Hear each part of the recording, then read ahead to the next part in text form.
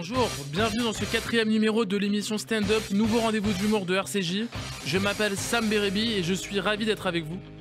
Donc c'est une émission où vous pouvez découvrir les humoristes phares de la scène française, mais également les personnes qui ne sont pas sur les devants de la scène mais qui mettent en lumière les futures stars de demain. Pour cette 4e émission, j'ai le plaisir de recevoir un invité exceptionnel, le taulier de l'humour en France. Il a fait rire ma génération, celle de nos parents, celle de nos grands-parents et celle de nos arrière-grands-parents. C'est pas vrai. Et s'il continue à parler, je vais le frapper. Il est reconnaissable grâce à son fameux rire mythique. Il arriverait même à faire rire les Ashkénazes. Vous connaissez ces fameux personnages, Maxo, Julot, Guigui et Simone Boutboul, qui ont fait rire la France entière. Michel Boujna, comment ça va? Là, c'est bon, le son. Jusque-là, ça allait. Non, les arrière-grands-parents, j'y étais fort. Jusque-là, ça allait. D'abord, je suis pas le taulier, c'est pas moi. Il y a des mecs beaucoup plus balèzes que moi. Moi, je suis juste dans mon jardin et je me cultive mes tomates. Non, parce que vous êtes modeste, mais vous êtes un personnage emblématique de l'humour et vous m'avez donné envie de monter sur scène et je suis sûr à plein d'autres jeunes qui nous écoutent. Donc, je pense que si, vous êtes un des... C'est parce que je suis vieux, c'est tout. C'est pas parce que j'ai du talent. Alors, vous êtes en tournée avec votre spectacle Adieu les Magnifiques. Donc, je vais donner quelques dates. Le 18 février à Lille, le 24 à Besançon, le 2 mars à Aubervilliers, le 22 et 24 à Toulouse, 14 avril à Clermont-Ferrand. J'ai oublié quelques dates ou... Oui, c'est pas grave, il y en a plein, mais c'est pas grave. Alors, bon, voici un petit extrait du spectacle. Attendez, juste une chose. Ah, alors. Vous trouvez pas qu'aujourd'hui j'ai une voix magnifique? Ah, Parce que j'ai ma voix très fatiguée. Mais j'ai l'impression d'être sorti d'un film américain. Non, mais là, vous pouvez peur à n'importe quelle femme, là. Non, mais de toute façon, les femmes, j'ai pas besoin de leur parler. Elles me regardent, elles tombent. C'est comme ça. C'est pas ma faute. C'est ça, Non, c'est un truc. C'est les cheveux, ça. C'est un truc que tu connais pas. C'est pas encore, c'est le succès, ça. Non, c'est pas le succès, non. Parce qu'avant d'être connues, elles étaient déjà folles de moi. Si, alors moi, je connais ça aussi. Oui, ben, alors elles sont myopes. Il fallait pas me présenter comme tu m'as présenté. Non, pourquoi?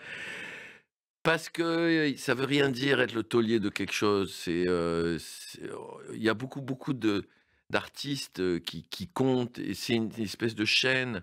Et c'est pas. Et si j'avais pas existé, les humoristes qui m'ont suivi auraient existé de toutes les façons. Je pense que la santé d'une société, elle se mesure au nombre d'humoristes qu'elle est capable de fabriquer. Maintenant, l'humour a beaucoup changé, a beaucoup évolué à cause des réseaux. Ouais, c'est ce que d'abord de la télévision. Et il y a eu l'époque du petit café, du petit truc de Bouvard, le petit théâtre de Bouvard. Maintenant, c'est les réseaux. Vous êtes beaucoup sur... En tout cas, vous êtes adapté au réseau, vous êtes beaucoup sur les réseaux. C'est-à-dire que c'est quand j'ai joué au théâtre de la Madeleine l'année dernière, les gens du théâtre m'ont dit « Ah, il faut absolument que tu fasses quelque chose sur les réseaux ». Moi, ça ne m'intéressait pas beaucoup. Et ils m'ont dit, comme ils savent que j'adore raconter des histoires drôles, parce que j'adore le faire dans la vie, pas sur scène, je ne le fais pas sur scène. Ils m'ont dit « Ah, pourquoi tu fais pas ça ?» Alors voilà, je l'ai fait, ça m'a amusé, je l'ai fait même pendant le Covid. Influenceur alors? Bientôt à Dubaï ou pas? Mais c'est pas... Mais vous êtes adapté, oui, c'est pas dans votre... Mais c'est obligé. C'est pas dans mon ADN. Mon ADN, c'est le théâtre d'abord. Et comme personne ne voulait jouer avec moi, mon tout premier spectacle où j'étais tout seul, je me suis retrouvé tout seul parce que dans la troupe où j'étais, personne ne voulait jouer avec moi. Donc j'ai dit, je vais le faire tout seul. J'ai été à Milan rencontrer un grand acteur italien qui s'appelait, hélas, Dario Fo, qui avait une technique particulière pour jouer seul sur scène. Et c'était un immense vedette il faisait du théâtre, il faisait plein de choses. À l'époque, il avait une émission de télévision. Quand lui passait à la télévision, les ouvriers, ils débrayaient dans les usines pour regarder l'émission et ils reprenaient le travail après. C'était un phénomène. C'était une espèce de Coluche, en Italie, très, très célèbre. Et moi, j'avais entendu parler de sa technique et je suis allé travailler là-bas pour mon spectacle. C'est lequel spectacle? Le premier, du coup? Oui, Albert. Albert. Et j'ai trouvé, il m'a enseigné, enfin j'ai compris que je pouvais éventuellement jouer seul, mais c'était pas prévu. Mais à l'époque, il y avait déjà des gens qui faisaient, des gens. Évidemment, des monstres.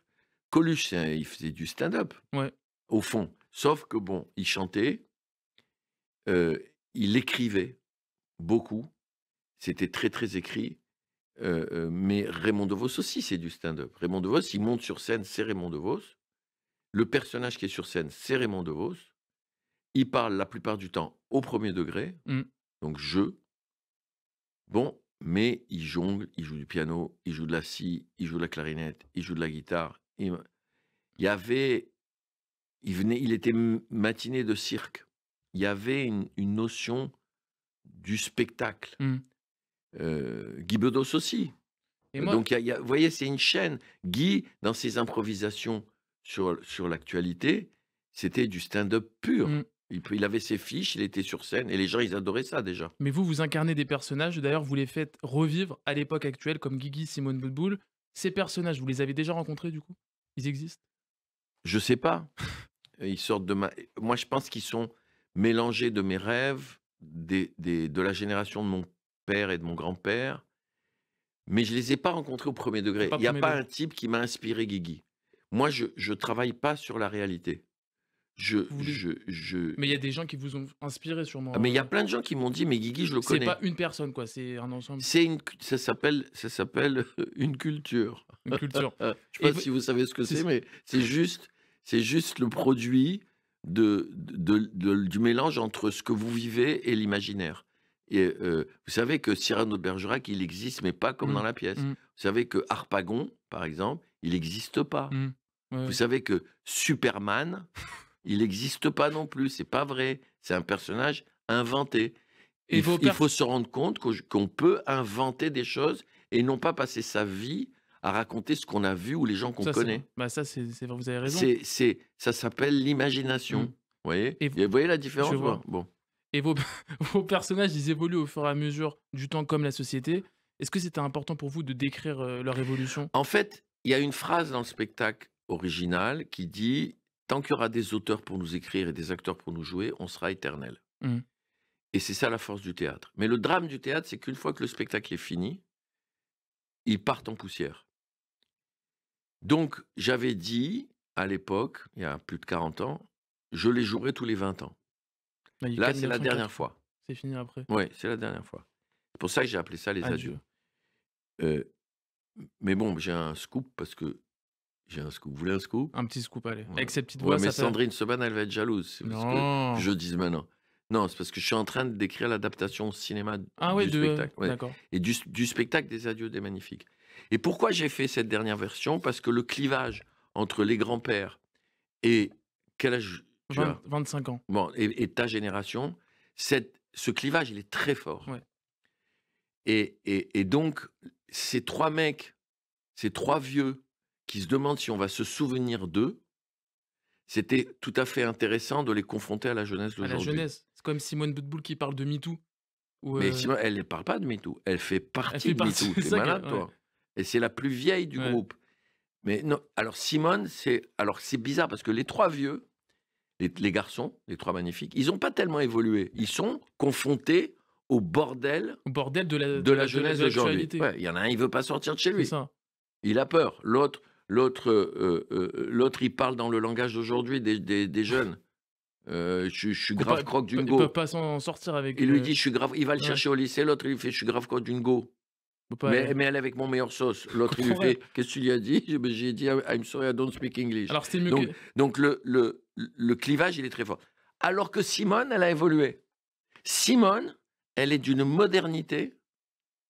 Elle déchire Mélenchon, elle déchire Le Pen, elle déchire Zemmour, elle parle de Paris aujourd'hui, elle, et en même temps, elle est très attachée à son histoire. Et elle parle de la condition des femmes de sa de sa génération génération. aux femmes d'aujourd'hui. Parce qu'elle les regarde dans la salle et elle leur dit oui, bon, c'est vrai, vous avez fait des progrès. Maintenant, vous commencez à parler. Il y a même aujourd'hui des femmes qui font rire. Vous savez que pendant très longtemps, les femmes ne faisaient qu'une chose, c'était rire de ce que faisaient les hommes. Les hommes. Il y avait très Tiens. peu de femmes humoristes, très peu. Là, il y en a de plus en plus quand même. Mais c'est ce que je dis. Ouais.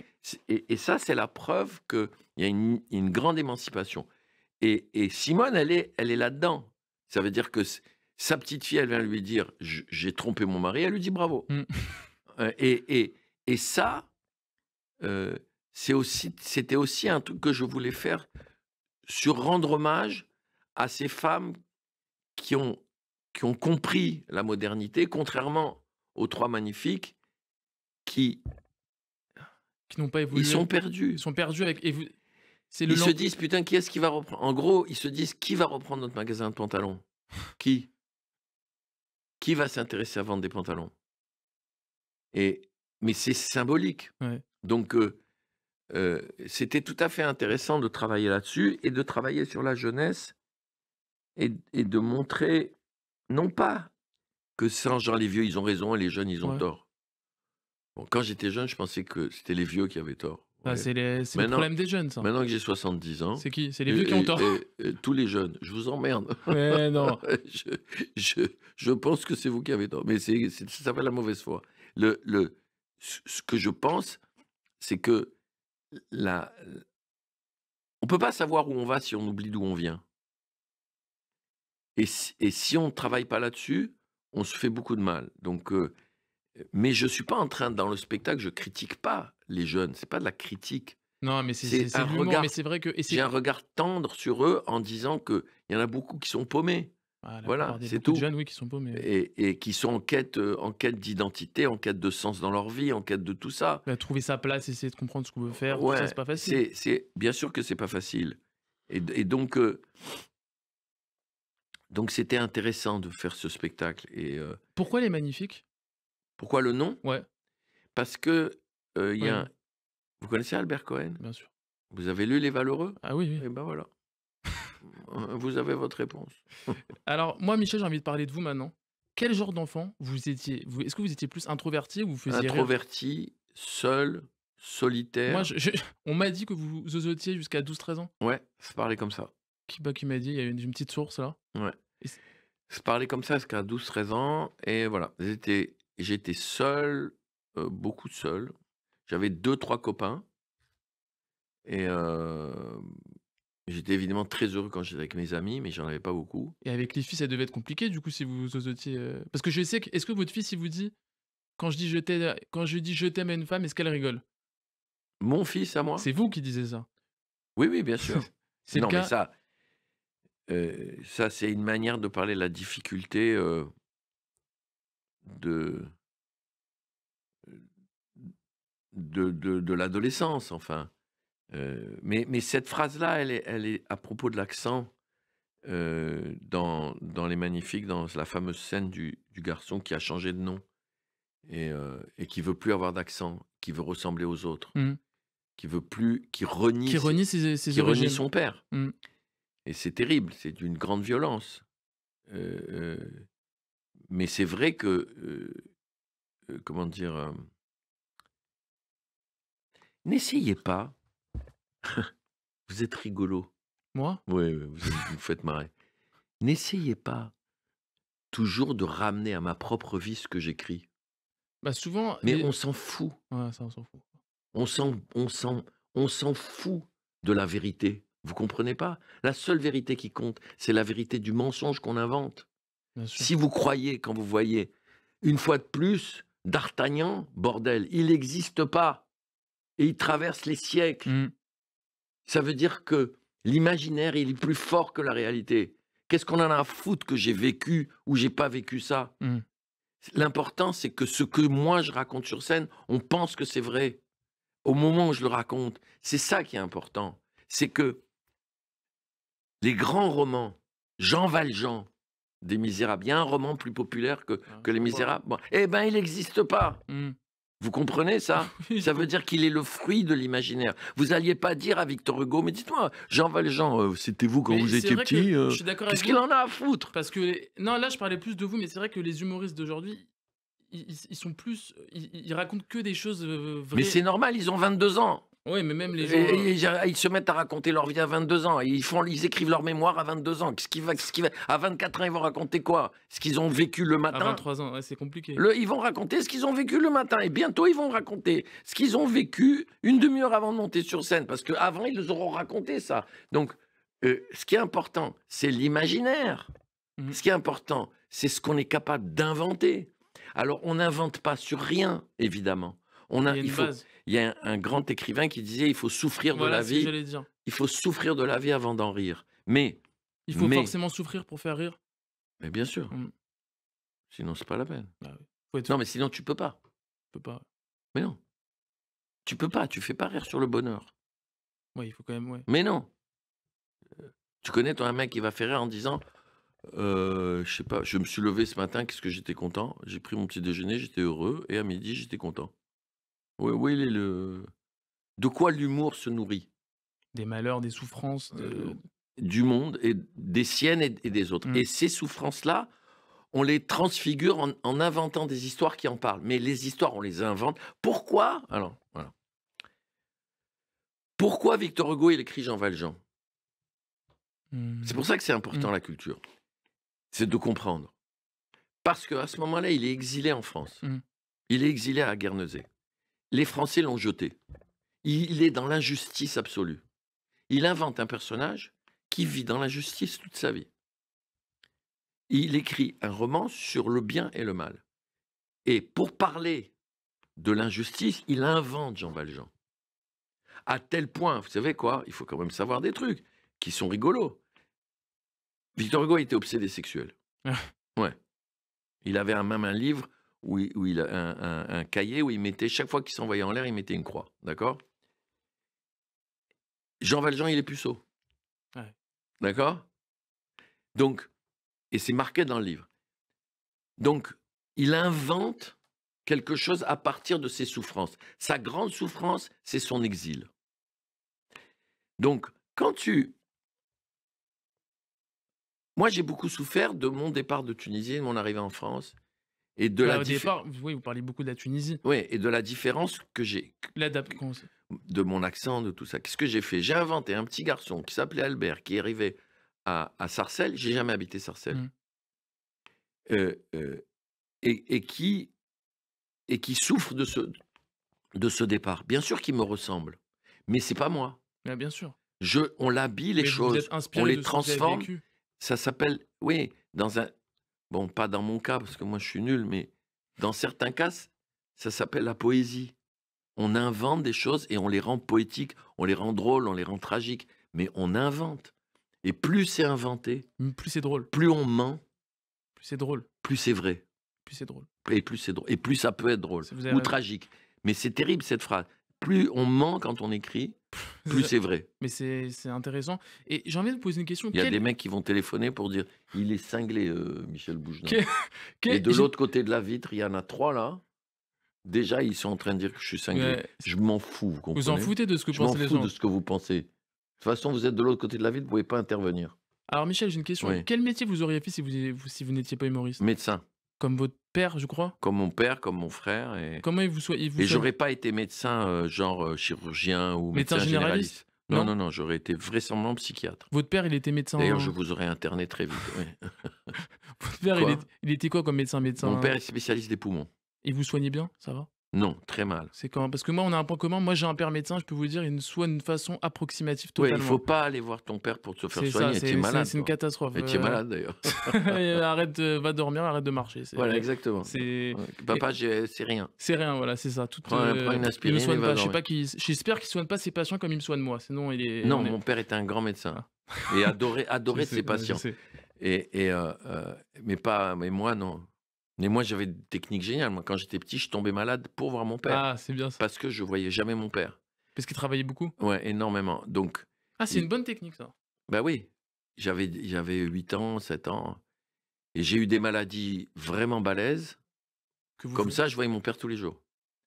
Et puis quand je voulais voir mon père vraiment, j'allais à l'hôpital avec lui. Il était chef de service à l'hôpital. Et donc, je passais ma vie, des matinées entières à l'hôpital. Soit je le voyais opérer, je traînais dans l'hôpital. Et entre 2 malades, je pouvais voir mon père. Donc, c'est sûr que j'aurais été médecin. Mais j'aurais adoré être psychiatre. Hein. J'aurais adoré, psychiatre, psychanalyste, j'aurais adoré ça. C'est un beau métier. Bah oui, parce que tu soignes, T'écoutes déjà. tu aides les gens à se soigner. Voilà. ça. Et ça, c'est, tu permets aux gens qui ont des souffrances, Parce que bon, aujourd'hui, la psychanalyse, c'est très, très répandu. Il y a plein de gens qui s'installent psychanalystes, comme ils sont psychanalystes, comme moi, je suis vétérinaire. Mais il y a des gens qui ont vraiment besoin Mmh. d'être aidés, qui souffrent vraiment. Il y en a plein qui souffrent. Ils vont chez le psychanalyste comme ils vont en boîte de nuit, quoi. C'est Pour rien, bidon. quoi. C'est bidon. Parce qu'il y a eu une mode qui est en train de passer un peu, peut-être. Mais dès qu'ils avaient un truc de travers, ils allaient voir. C'est comme dans les couples. Dès qu'il y a le moins de problèmes, maintenant, on se sépare. C'est fini. Il y a trop de divorces. Mais c'est-à-dire que Ils divorçaient pas, ils divorçaient moins, les gens avant ils dans. pouvaient pas, surtout. Après, Ils oui, mais pouvaient les pas, surtout. générations des. Ça, il y a une chose qui est bien quand même, c'est que les femmes peuvent maintenant s'échapper d'une relation C'est toxique où bien. avant elles pouvaient pas le faire. Mais peut-être c'est trop. Ouais, mais ils divorcent trop facilement maintenant. C'est-à-dire C'est plus de que, résoudre les problèmes, quoi. C'est la c'est-à-dire que solution. chaque progrès a son défaut. Mmh. Voilà. Mais bon, quand même, c'est quand même bien parce qu'il y en a des femmes qui ont souffert et encore aujourd'hui. Tu sais que la majorité des femmes qui sont SDF aujourd'hui, c'est des femmes qui ont quitté leur mec, mais comme elles vivaient parce qu'elles travaillaient pas, que c'était le mec qui travaillait, elles se sont retrouvées dans la rue. Mmh. Et ça, c'est terrible, terrible, terrible. Moi, j'avais une question à vous poser aussi. Oui. C'est qui la personne. Arrête de me vous voyez. Ah, J'ai on m'a l'impression. dit à la radio, Sandrine, elle m'a dit tu vous vois Michel. Je m'en fous. Elle dit ce qu'elle veut. Non, mais parce que quand tu me vous vois, Alors je te j'ai tutoie, Michel. l'impression d'être vieux. Vous Alors, êtes pas je vieux. sais, Alors vraiment, vous faites pas je vieux. sais que je suis vieux, Non, ça c'est vous qui le mais dites. je veux pas avoir cette C'est impression. vous qui me le Même dites. si c'est un mensonge, j'en ai rien à foutre. Moi, je vous Tu dis. sais quoi, j'ai vu un humoriste, là, on parlait tout à l'heure Quel humoriste. je sais plus comment il s'appelle, de stand-up. Le mec, il rentre sur scène et il fait putain, qu'est-ce que je suis vieux. Et là, vous. Et il a 45 ans, le mec. J'ai 45 ans, je viens d'avoir 45 ans. Qu'est-ce que je suis vieux. J'étais dans la salle, moi. J'ai failli me Vous êtes lever en levé disant, en Si principe, toi t'es vieux, moi je suis gros. moi je suis mort. Ouais, c'est ça. Moi je suis mort. Michel, je vais te tutoyer. C'est qui Oui. la personne qui t'a le plus inspiré dans le milieu et autour de toi dans ta vie? Oh, il y en a beaucoup. Je parlais de Vos, de Bedos.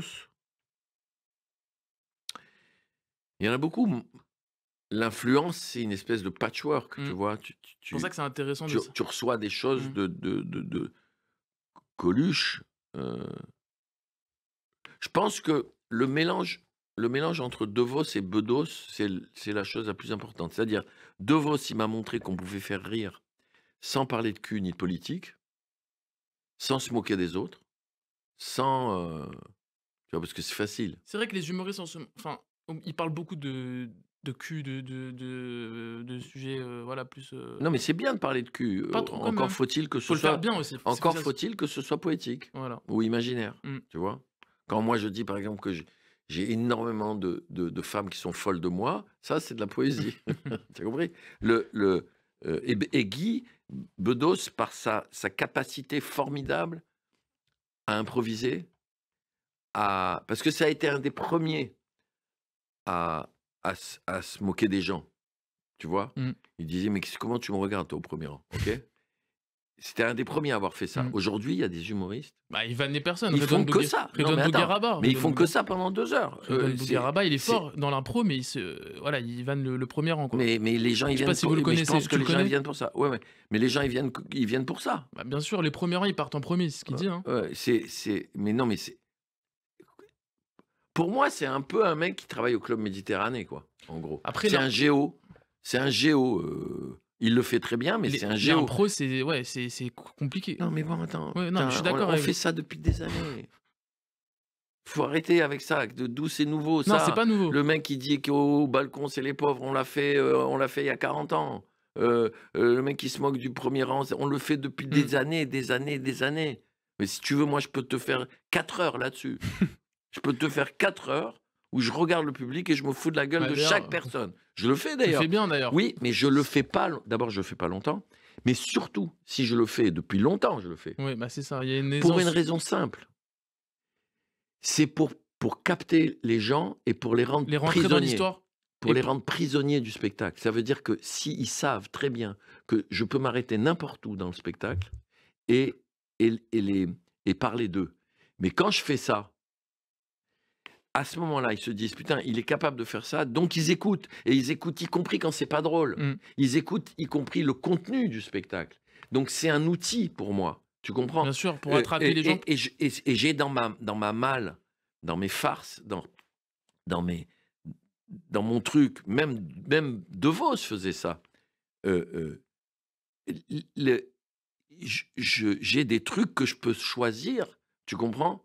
Et je veux dire, toi, je te vois dans la salle avec ta chemise à carreaux là, tu vois? Et je dis: «Bon, il a mis la serviette, le torchon de la cuisine sur le dos. C'est bien, c'est pratique, il essuie la vaisselle, après il met la chemise, il va au théâtre». Et j'ai dit: «Et en plus, il est pas rasé, mais il a pas de barbe. Alors Mmh. il a 3 poils qui se battent en duel et il croit que ça le rend plus vieux. C'est une catastrophe». Et en plaisantant, je dis: «Sors». Bon, Ah oui. heu, ça, ça peut être très utile dans un spectacle quand tu as un problème, tu vois? Par exemple, un jour, je suis à Calais. Il y a un grand théâtre à Calais. Le chauffage du théâtre, il était en panne, d'accord? Je te raconte pas comment il faisait froid. Je rentre sur scène, je fais: «Bonsoir» et ça fait ça, c'est tout. Et je dis: «Mon Dieu, ils sont peints sur les fauteuils, ils sont pas là, Ah c'est ouais. pas des vrais». Et à ce moment-là, je dis, je regarde une femme au premier rang, elle a un bonnet, des gants, une écharpe, un manteau. J'ai dit: «Si tu es comme ça là, comment tu vas être quand tu vas sortir?» Ouais, c'est ça. Et elle rit et tout le monde rit et la porte était ouverte et on Après pouvait attaquer le attaquer spectacle. Donc, d'attaquer le spectacle directement là, ça aurait été compliqué, tu penses? c'est-à-dire que je sentais bien que Que les gens, c'était ils froid, étaient pas avec moi. c'était pas Ils avec avaient toi. d'abord Bah, ils froid. pensaient à ouais, Il fallait faire fallait oublier. oublier ça. Voilà et donc il y Bah, a un c'est ça, faut côté toujours an mais il y a un côté animateur, tu il faut vois? toujours s'adapter au moment, à la salle, au Voilà. Les moment. mecs qui improvisent, ils font exactement la même chose que les types, tu sais, à la télévision, il y a des chauffeurs de salle. Mmh. Avant que, genre, le mec il rentre, il y a un type, avant que le direct il commence, il y a un type, il parle au public, il leur dit: «Alors comment vous vous appelez?» machin. «Alors maintenant on va essayer de crier tous ensemble». Eh ben, il y en a plein, ils font ça sur scène. C'est leur spectacle. C'est Moi ce que j'aime, c'est la poésie, tu vois? À la limite, comment il s'appelle d'ailleurs? Et il a énormément de succès, Paul Mirabel. Il est fort. C'est imaginaire ce qu'il fait, tu comprends? C'est très poétique ce qu'il fait. On peut aimer, ne pas aimer. Bon alors, il est un peu rigide Bah, physiquement. c'est son personnage après. Oui, d'accord, mais bon, il peut bouger. Bah, je Pourquoi crois que il s'il bouge, il peut pas bouger, il va mourir. S'il je bouge, il va se casser une jambe, ouais, je crois il va qu'il faire quoi? je crois que s'il Il bouge, est coulé dans le béton, je sais pas, qu'est-ce s'il qu'il a eu bouge comme traumatisme petit celui-là, pour pas bouger? Bon, s'il bouge, ça a l'air assez compliqué, je pense, hein. Il peut faire un arrêt cardiaque, hein. et ben, mais au moins, au contraire, il devrait en jouer. Ouais. Il devrait être sur scène et dire: «Regardez, j'ai bougé le pied droit et je me suis déchiré l'adducteur, le machin». Il pourrait en faire un personnage. Il peut aller beaucoup plus loin, Mirabel. D'ailleurs, il va aller beaucoup plus loin, j'en suis sûr. J'en suis sûr. Il devient de plus en plus poétique. Il a raconté qu'il a fait des courses dans les souks de Marrakech, au Marrakech du Rire. J'ai vu ça, c'était tellement drôle. Il racontait qu'il est rentré avec 500 tapis, 2000 cendriers parce qu'il peut pas dire non. Bon, puisque son personnage, c'est un faible. Mmh. C'était très joli. Il a beaucoup, beaucoup de talent, mais Alex Lutz a beaucoup de talent. Il y en a plein qui ont beaucoup de talent. Mais bon, c'est vrai qu'il y en a, putain, ils bougent pas, quoi. Il y a pas de poésie, il y a À pas la limite, il y a d'imagination. pas besoin de les voir, tu peux les écouter, tu fermes les yeux, tu ouvres les yeux, il est toujours là, il a pas bougé, il a pas C'est peut-être le changé. problème Heu, des comédie clubs maintenant. Comme on a parlé tout à l'heure, c'est que les gens ils bougent pas quand ils sont sur scène. ouais, mais faut vraiment être un monstre pour, tu vois, par exemple, Blanche Gardin, elle est très, très forte Ouais. parce qu'elle te fait oublier qu'elle est à la radio. Mmh. Mais elle est à la radio. Gaspard Proust, Maxime Gasteuil aussi, il est je tourne génial. un film Ah avec non, lui. Maxime Gasteuil, il bouge. Il bouge, oui, je Arrête de sais. déconner. Ouais, ouais. Maxime Gasteuil, il bouge. Comment elle s'appelle? Blanche Gardin, elle bouge pas, Comment elle s'appelle? Qui chante maintenant? Mais oui! Elle a fait la chanson avec, Grand Corps Malade. Ah, Camille Lelouch, Camille Lelouch, quand elle est en one man show, elle bouge. elle bouge. Elle bouge. Il y en a une qui est incroyablement douée, qui est formidable, qui est une danseuse de formation, c'est Malouane, merde, comment elle s'appelle? Malouane Madani. Noël Madani. Noël Madani, voilà. Elle est incroyable, elle a beaucoup, elle bouge, c'est magnifique, elle change de voix, elle transpire. comme on dit, elle mouille son Elle pull. mouille, Ouais, et elle ça, bouge sur scène. ouais, et elle bouge, elle vit, elle Elle vit interprète, l'instant, elle vit ses elle personnages, elle lit son interprète. texte. Quand elle joue la fille qui, elle avait un sketch que j'aimais beaucoup, elle jouait la fille qui avait un rendez-vous avec un mec.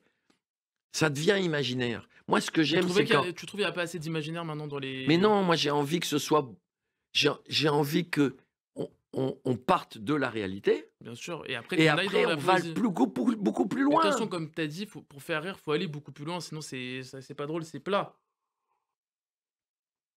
Il faut aller beaucoup plus loin, il faut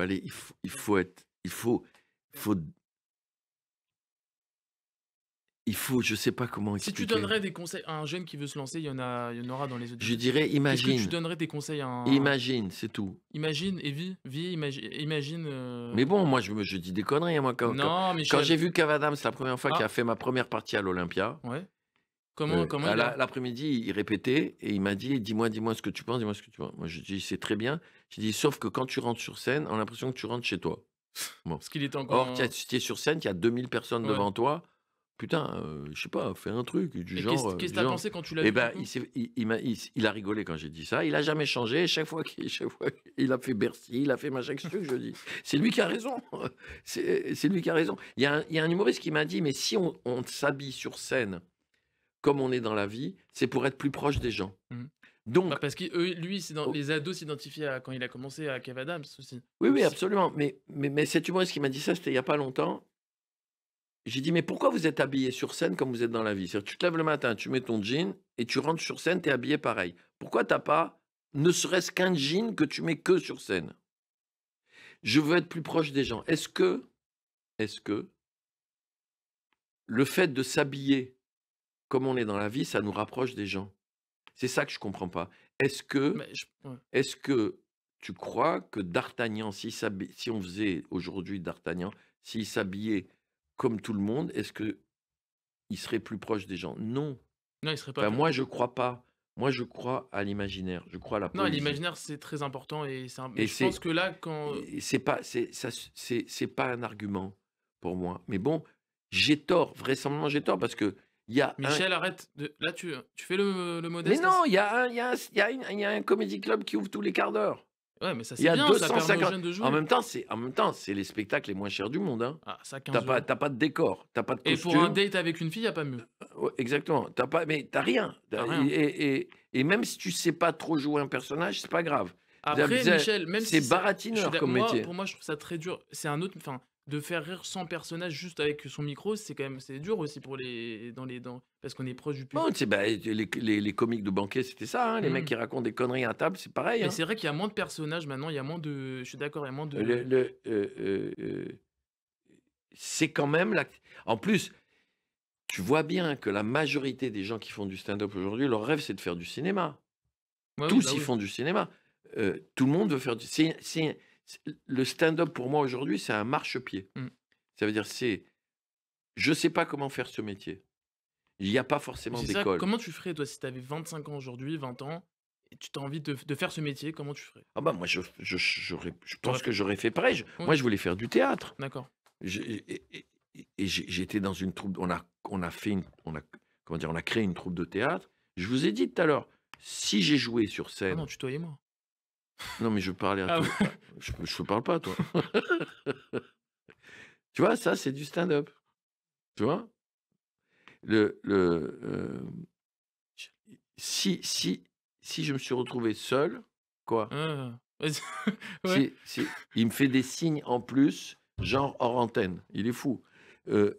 Si je me suis retrouvé seul, c'est parce que dans la troupe où j'étais, personne voulait travailler sur le thème que j'avais décidé de fouiller, qui était, la Tunisie, la France, le voyage, machin. Bon, j'étais le seul de la troupe à être comme ça, donc je me suis retrouvé seul, donc je l'ai fait seul. Mais sinon, non, moi j'aime le théâtre, Ouais. j'aime jouer au théâtre. C'est pour ça d'ailleurs que c'est pour ça que j'ai accepté de faire la VAR alors qu'au début j'aurais pas dû enfin j'avais dit que je le Tu le ferais je pas. ouais, j'ai dit quand on me l'a proposé, j'ai dit: «C'est trop tard, soyez gentil». Parce qu'il faut dire aussi qu'il y a beaucoup de garçons et de filles qui font du stand-up aujourd'hui. Si elles tentaient le conservatoire à Paris, de toutes les façons, ils ne seraient pas tous choisis. Mmh. Or là, ils se choisissent, ils s'engagent et ils se trouvent un théâtre. Qui mieux qu'eux? Mais moi, je trouve ça formidable. Je veux dire, il ne faut pas oublier qu'il y a beaucoup de gens aussi, des garçons et des filles qui viennent du stand-up. Il y en a beaucoup qui n'ont pas pris des cours de théâtre ou de machin. Ils ont ce sens. Bah, Ils ont le sens de la répartie. Le meilleur cours, c'est d'aller sur scène aussi, de s'entraîner, de Oui, s'entraîner. mais c'est bien de travailler. Enfin, Non, c'est bien non, de je dis pas ça, mais je veux Mmh. dire que le meilleur entraînement, c'est de jouer C'est beaucoup. Voilà, c'est ça dans que je ce veux dire. style-là, oui. C'est ça que je veux Mais dire. après, Oui, après, oui. le problème, c'est après pour faire du Seinfeld, par exemple, qui est un grand maître du stand-up, parce qu'il faut remettre les choses en place. Le stand-up, ça vient des Mmh. États-Unis. Ça a été c'est venu en France il n'y a pas si longtemps que ça, Oui, bien finalement. sûr. Bah, Jamel Debbouze, c'était un des premiers à. Ouais, Jamel, ouais, ouais. Gad après. Gad, non, Gad, attention, c'est dit. Non, Gad, il Ah. a fait un travail théâtral très fort. Non, attention. Gad, il a fait des choses très très fortes. Non, bien sûr, non, mais. Non, mais théâtralement parlant. Oui. Gad, quand il joue son grand-père Non, ça, au c'est le premier. McDonald's. Je parle du spectacle où c'est pur stand-up, l'autre c'est moi, à partir de l'autre c'est Oui, moi, oui. mais c'est une évolution. Oui, oui, bah oui. Avant, c'était que des persos, Chouchou, Ouais, Coco, oui, voilà, oui, bien sûr. Gad, c'est un acteur, Mmh. d'abord, pour moi. Mmh. Euh, Et il est mais très fort d'ailleurs dans ses mais personnages. même sur scène, Gad, il bouge, Et même dans ses incroyable. nouveaux spectacles, son Il- nouveau spectacle, le dernier, il y a beaucoup de personnages. C'est un danseur, Mmh. Gad. Ça n'a rien à voir. Gad, Mmh. pour moi, c'est pas du stand-up du tout. Mmh. C'est du musical. Mmh. Mais bon, je sais plus ce qu'on disait, je suis perdu. Alors, on accueille sur le plateau Jessie Varin, qui est directrice artistique de la Nouvelle Scène. Alors, je sais que vous programmez des spectacles à la Nouvelle Scène, des jeunes. Voilà, un jeune humoriste. Et je pense que sa carrière, je sens, il va décoller. Je sens à la Michel Boujna, je le lance dans l'émission là. Il va, hein? Mais moi, je vais faire un stand-up. Mon prochain spectacle, c'est un Ah, stand-up. ok. Une Alors, parodie de parlez-nous un peu du coup de la Nouvelle Scène, Mhm. de la Nouvelle Scène et après de ce que c'est que directrice artistique de la Nouvelle Scène. Ouais, bah, on parlait du pouvoir des rêves, bah, c'est un peu ça la Nouvelle Scène parce que c'est, pour vous situer un peu, c'est une jolie péniche, une péniche Fraissinet mais qui a été transformée. Il y a une grande verrière au-dessus et qui accueille une salle de restaurant, un bar et en bas, une salle de spectacle. Et il y a 10 ans, alors moi j'ai fait mes armes au théâtre Le Point Virgule, qui est le café-théâtre un peu Vous avez joué au référence. Vous avez joué au point virgule? Ah non, non, j'ai vous travaillé. travaillez Ouais, avec ouais. Antoinette qu'on a reçu Ouais, l'émission. ouais, j'ai commencé, j'étais hôtesse polyvalente. Alors, ça allait, bah, je faisais de la billetterie, je faisais de la caisse. C'était mon premier petit CDI à Paris après, voilà, un parcours plutôt riche et varié.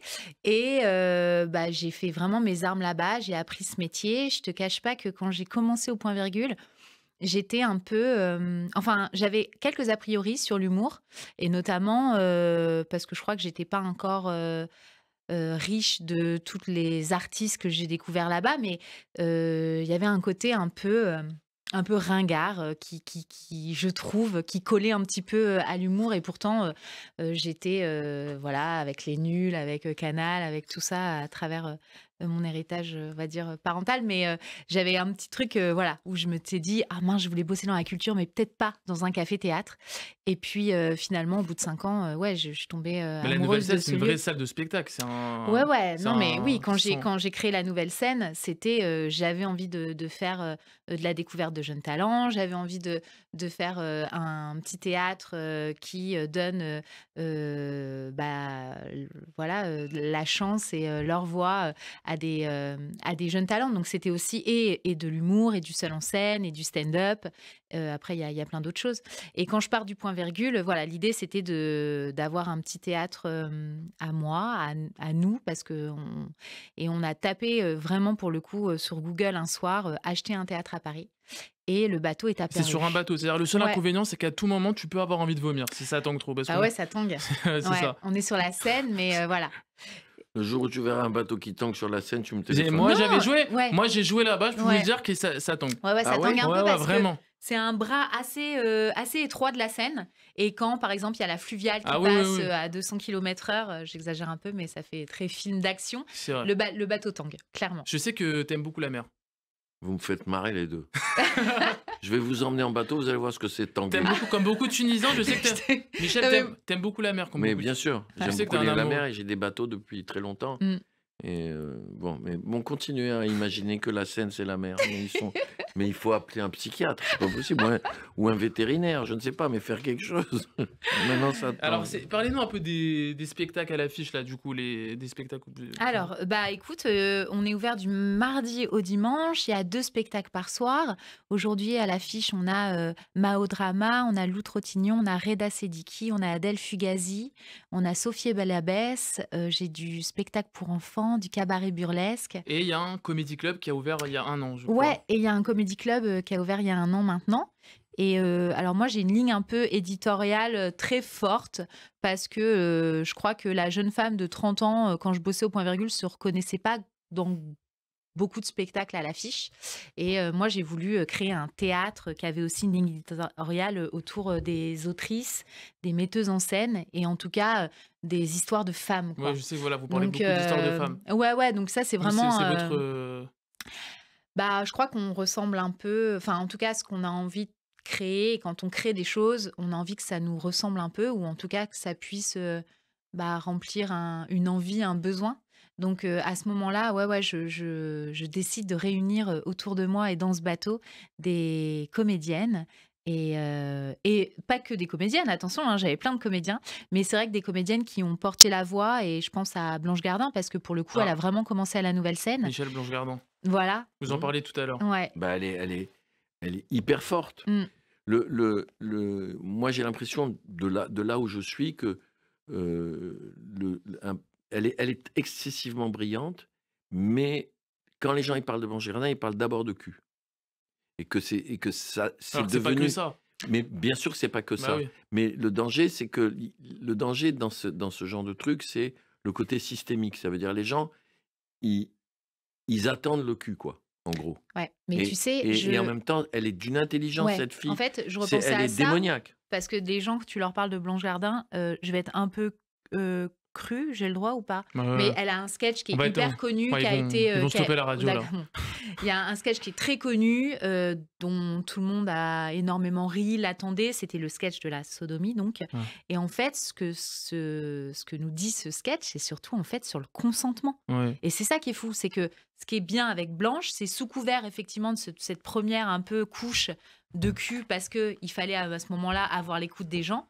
Hop, derrière, elle glisse ce petit truc un peu sociétal. Et en fait, là, je te parle, bah en fait, moi, le théâtre et ce que j'ai fait, et les comédiens que j'ai réunis aussi autour de la Nouvelle Scène, clairement, ça, le post MeToo a changé aussi cette énergie-là, parce que les femmes ont pris le pouvoir et se sont... Tu vois, il y avait une forme d'empowerment, mais c'est vraiment ça, en se disant, bah attends, nous aussi, on peut aller sur scène. Non pas parler que d'oppression, hein, c'est quand je te dis que Blanche Gardin, elle a un peu lancé la voie, c'était ça, c'était juste cette nana, au même temps que Nawel Madani, tu parlais d'elle, mais elle a fait beaucoup de choses aussi, Nawel, pour ça, vachement de bien, et elle a aussi fait en sorte que des jeunes filles, tu vois, remplissent les salles de théâtre, et parce qu'elle leur ressemblait, il y a eu ce mouvement-là.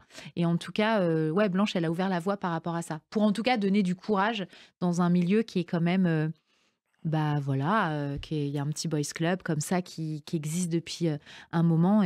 Donc, c'est tous les jours la Nouvelle Scène des spectacles du mardi au dimanche. Ouais. Et ça se situe à pied de pour- Montebello, dans pour le les 5e gens. arrondissement, au pied de Notre-Dame de Paris. Donc là, elle est D'accord. en train de se refaire une petite beauté. Ah oui, là, c'est Mais quand la fin des ça. c'est super beau. Ça y est, ils ont mis la flèche et tout. Voilà.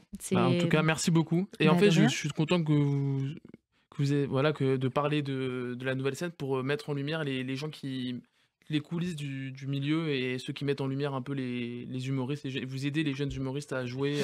Mais ouais, mais je rebondis sur ce que disait Michel tout à l'heure, et je crois que nous, on a un rôle aussi en tant que directeur de salle, programmateur, directeur de comédie club, c'est faire en sorte qu'on élève aussi un petit peu le niveau, et qu'on fasse en tout cas en sorte que les spectateurs qui nous font confiance et qui viennent dans nos salles, alors ils viennent aussi pour des comédiens, mais je me sens une forme de responsabilité pour leur donner un petit peu de poésie, de hauteur, pour réfléchir sur... voilà, sur tout le monde qui nous entoure, qui tourne pas super rond. Et je trouve qu'en ça, les stand-uppers et les comiques et les poètes ont beaucoup de choses à dire, et on a besoin de les entendre en ce moment. Bah, merci. Longtemps après que les poètes aient disparu, Hmm. leurs mots courent encore dans les rues. C'est tout. C'est le mot de la fin. C'est très bien. C'est pas moi qui l'ai dit. Merci beaucoup. Merci, J'ai essayé d'avoir Sam, été. pour Non, mais- l'invitation. Michel, Merci. ça va? C'est Oui, bien j'ai passé besoin du l'émission? numéro de la rue Broca. Non, 39. on vous donnera Hein? pas. Vous restez ici avec moi. Bien. 39 rue Broca. Voilà. Merci beaucoup. Et ça va, je vous en prie. t'as passé un bon moment? Oui, c'est très bien. Qu'est-ce que c'est le mot de la fin, Michel? Le mot de la Non, fin. la phrase de fin. Ne jamais, Jamais. ne jamais oublier qu'il n'y a rien de plus beau que l'imaginaire. Ne jamais oublier que plus on invente les choses, plus elles deviennent réelles. Plus on va chercher à inventer des personnages qui n'existent pas dans la vie, plus ils racontent la vie. C'est fou quand même. Ça paraît tellement con, tellement contradictoire, on va dire, de dire que il faut inventer des personnages imaginaires pour parler de la vérité. C'est complètement fou, mais c'est la vérité. Et c'est, en tout cas, moi, c'est ce qui me guide ma vie d'auteur, oui. Et, mais c'est très difficile aujourd'hui de faire entendre ça. Enfin, moi, c'est le sentiment que j'ai. Le premier argument, toujours, c'est de dire, mais est-ce que vous avez vécu ce que vous avez dit? Est-ce que ce que vous écrivez, c'est vous quand vous étiez petit ou Oui, c'est pour ça machin? que ça vous énerve ces questions, j'ai l'impression. Non, mais c'est pas que ça m'énerve, c'est que ça tendrait à prouver qu'on ne peut, qu'on est tout le temps dans l'autobiographie. C'est une connerie. Non, mais Il y a des tendance gens en qui ce ont des moment. vies de romans. Mhm. Hemingway, Papillon. Il y a des mecs, quand ils racontent leur vie, putain, tu te dis, c'est pas possible, c'est incroyable, c'est comme un roman, d'accord? Mais sinon, Ils sont pas nombreux en plus, quand même. bah ouais, Mhm. enfin, moi, mon sentiment, c'est ça, quoi. C'est qu'il n'y a pas plus beau que la poésie, il n'y a pas plus beau que l'imaginaire, et y compris pour faire rire. Tu comprends?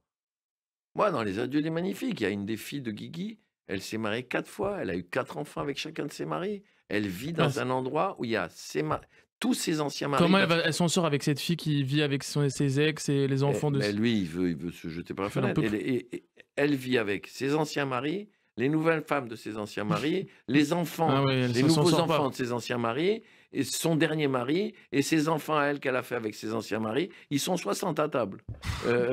Il y en a même un par terre, et Guigui, il fait c'est qui? Elle fait on sait pas. Il est là depuis 2 ans, on l'aime beaucoup. Et c'est pas possible dans la réalité. Je sais que c'est pas possible. Mais ça raconte encore mieux que si Guigui racontait que sa fille, elle s'était mariée 2 fois et qu'elle avait fait une famille recomposée. Ça le raconte 3 fois mieux. Ça devient complètement fou, ça devient complètement imaginaire. Tu comprends? Guigui qui fait de la détox à la montagne, quand Guigui raconte comment il a fait de la détox, quand moi je raconte comment Guigui a vécu la détox à la montagne, parce que la détox, c'est la grande mode. Hein. Ouais, c'est Bon. le nouveau Le mot, jus de ça. radis à midi, le soir. Que tu Jus veux de te suicider. carotte. Ouais, tu veux te suicider. C'est un truc pour suicider les gens. Moi, tu m'envoies en détox, au bout de 4 jours, je m'ouvre les veines. Donc, quand je raconte Guigui qui fait la détox, c'est complètement fou, ça n'existe pas. Jamais Guigui va aller faire la détox. Et je veux dire, il tue le médecin au bout de 4 minutes. Mm.